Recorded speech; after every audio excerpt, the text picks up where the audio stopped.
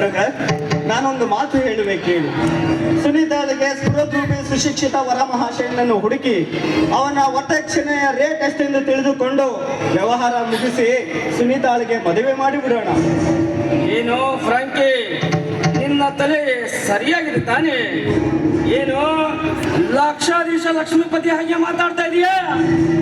ಹೌದು, ನಿನಗೇನಾದರೂ ಲಾಟಿ ಗತ್ತಿತ್ತೋ ಅಥವಾ ಕತ್ರಿಲಾಲ ಕರುಣೆ ತೆರೆದು ಕರುಣೆ ಬೆರೆದಿರೋ? ಎರಡೂ ಅಲ್ಲ brother. Amaresh brother and sister Sunita, ನಾಳೆಯಿಂದ ನಾನು ಯಾರು ಗೊತ್ತೇ? ಹೌದು, ಫ್ರಾಂಕ್ ಎನ್ನುವುದು ಎಲ್ಲರಿಗೂ ಗೊತ್ತಿಲ್ಲವೇನೋ? ಆರ್ಡಿನರಿ ಫ್ರಾಂಕಿ ಅಲ್ಲ, ನಾಳೆಯಿಂದ ನಾನು ರಾಜವರ್ಮ ಮಿಲ್ ಮ್ಯಾನೇಜರ್. ತಿಂಗಳಿಗೆ 30,000 ರೂಪಾಯಿ ಸಂಬಳ ತರುವ ನವತರುಣ. ಇಷ್ಟಕ್ಕೆಲ್ಲ ರವಿವರ್ಮನೇ ಕಾರಣ. ಫ್ರಾಂಕಿ, ಏನು ಈಗ ನೀನು ದೊಡ್ಡ ಮಿಲ್ಲಿನ ಮ್ಯಾನೇಜರ್? ಅಲ್ಲಪ್ಪ, ಇಂಥ ಸಂತೋಷದ ವಿಷಯವನ್ನು ಬಂದ ತಕ್ಷಣವೇ ತಿಳಿಸಲಿಲ್ಲ?